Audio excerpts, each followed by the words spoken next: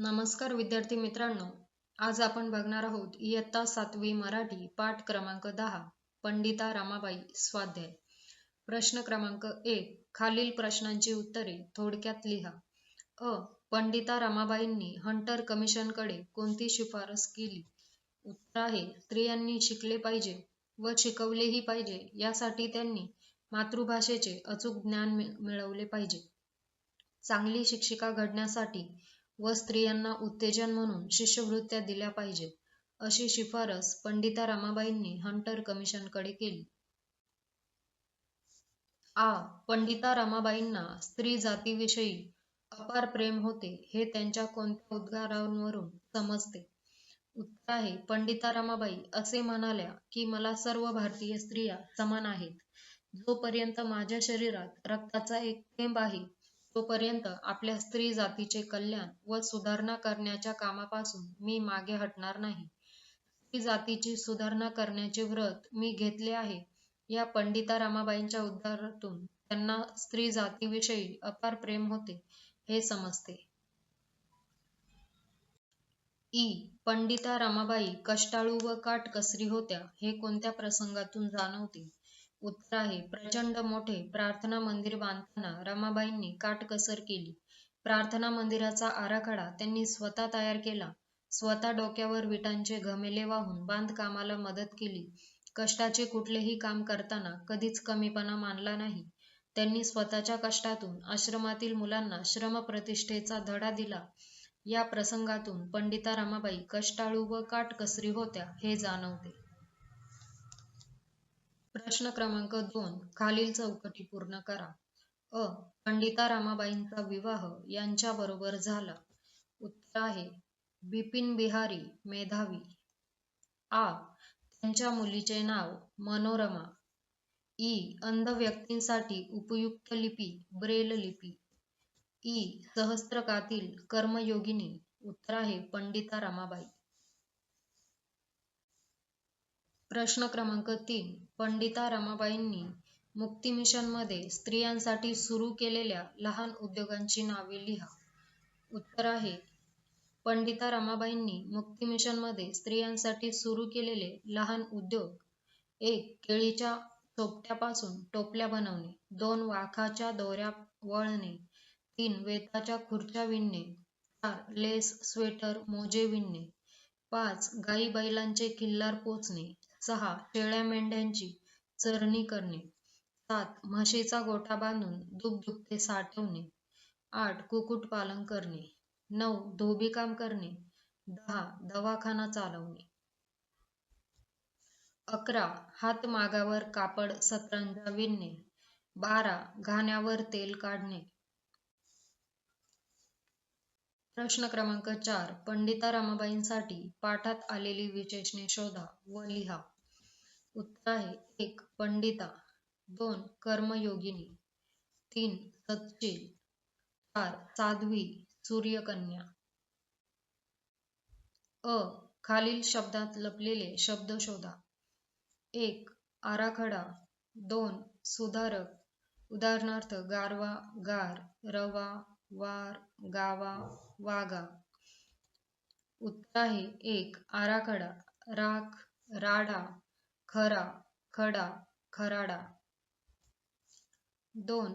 सुधारक. सुधा, सूर, सुकर, धार, धाक, कर. असे 3 अक्षरी शब्द शोधा ज्यांच्यामधले अक्षर र आहे, त्याची यादी करा. उदाहरणार्थ करंजी, चौरंग, कारंजे. उत्तर आहे, मरंद, तरंग, फिरंगी, निरंग, सरंगा, बेरंग, सारंग, श्रीरंग, कुरंग, सुरंगी, नारंगी, मुरंबा, पारंबी, पुरंदरी, हेरंब, वारंग, सारंगी. खाली दिलेल्या शब्दांचे पहिले अक्षर बदलून कंसात दिलेल्या अर्थाचा शब्द बनवा. उदाहरणार्थ खजूर, कामगार, मजूर. उत्तर: 1. पुस्तक, डोके, मस्तक. 2. समता, माया, ममता. 3. घागर, समुद्र, सागर. 4. कडक, रस्ता, सडक. गाजर, पाळीव प्राणी, मांजर. 6. प्रवास, घर, निवास.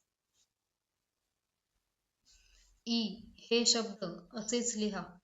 स्त्रिया, संस्कृत, वक्ता, संदर्भ, विद्वान, ख्याती, पराडमुख, दुःख, श्रमप्रतिष्ठा, संघर्ष, दीर्घ, सहस्त्रक, आयुष्य. उत्तर आहे स्त्रिया, संस्कृत, वक्ता, संदर्भ, विद्वान, ख्याती, पराडमुख, दुःख, श्रमप्रतिष्ठा, संघर्ष, दीर्घ, सहस्त्रक, आयुष्य. खाली दिलेल्या चौकटीत म्हणी लपलेल्या आहेत, त्या ओळखा व लिहा. अतिशहाणा, त्याचा बैल रिकामा. दुसरी आहे एक ना धड, भाराभर चिंध्या. ऐकावे जनाचे, करावे मनाचे. चोर सोडून संन्यासाला फाशी. घरोघरी मातीच्या चुली. खालील मुद्द्यांच्या आधारे अर्थपूर्ण परिचय तयार करा व त्याला योग्य शीर्षक द्या. सकाळची वेळ, बाबांबरोबर फिरायला, झाडावर बसलेले पाखरांचे थवे, किलबिल, शुद्ध हवा, आल्हाददायक वातावरण, बाबांशी गप्पा मारत घराकडे परतणे, दिवसभर ताजेतवाने वाटणे. उत्तर आहे आगळी वेगळी सकाळ. आज पहाटे उठलो, सकाळची प्रसन्न वेळ होती. सकाळी बाबा नेहमी फिरायला जातात. आज मी त्यांना सोबत केली. बाहेर माळरानावर आली. झाडांवरचे पक्ष्यांचे थवे नुकतेच उठले होते. त्यांची मधुर किलबिल कानी आतो. मोकळ्या शुद्ध हवेची झुळूक मनाला आल्हाददायक वाटत होती. वातावरण अगदी प्रसन्न व मनोहारी होते. मध्ये मध्ये मी बाबांशी गप्पा मारत होतो. सकाळच्या ताज्या हवेचे महत्त्व मला बाबा समजून सांगत होते. मीही दररोज सकाळी फिरण्याचा माझा संकल्प त्यांना सांगितला. त्यांना आनंद झाला. प्रसन्न मनाने आम्ही घरी परतलो. नंतर दिवसभर मला उल्हसित व ताजेतवाने वाटत होते. चौकटीत दिलेल्या उभयान्वयी अव्ययांचा योग्य वापर करून रिकाम्या जागा पूर्ण करा. परंतु, म्हणून, वा, तरी, आणि, किंवा. 1. मंगल खंजिरी आणि टाळ छान वाजवते. 2. काका आला परंतु काकी आली नाही. 3. कुंदाचा पाय मुरगळला म्हणून ती शाळेत येऊ शकली नाही. 4. मला बूट किंवा चप्पल खरेदी करायची आहे. 5. धो-धो पाऊस पडत होता तरी मुले पटांगणावर खेळत होती. 6. तुझी तयारी असो वा नसो, तुला गावी जावेच लागेल. खालील वाक्ये वाचा. शाब्बास, चांगले काम केलेस बाळा. अरे रे, फार वाईट झाले. बाप रे, केवढा मोठा साप. आहाहा, पिसारा फुलवलेला मोर. आपल्या मनात दाटून आलेल्या भावना आपण एखाद्या उद्गारावाटे व्यक्त करतो. वरील वाक्यातील शाब्बास, अरे रे, बाप रे, आहाहा ही केवळ प्रयोगी अव्यये आहेत. या शब्दांमुळे आपल्या मनातील भावना प्रभावीपणे व्यक्त होतात. या शब्दांना उद्गारवाचक शब्द असेही म्हणतात. खालील वाक्यात कंसातील योग्य केवळ प्रयोगी अव्यये घाला. अरे रे, अबब, शी, चूप. अरे रे, काय दशा झाली त्याची. आ, चूप, एक अक्षरही बोलू नकोस. ई, शी, मला गबाळेपणा अजिबात आवडत नाही. ई, अबब, केवढा मोठा अजगर. विद्यार्थी मित्रांनो, इझी सोल्युशन क्लासेस चॅनलवर सर्व विषयांचे स्वाध्याय अपलोड करत आहोत. चॅनलला सबस्क्राईब करा आणि सोप्या भाषेतील स्वाध्याय अभ्यासा. Thanks for watching.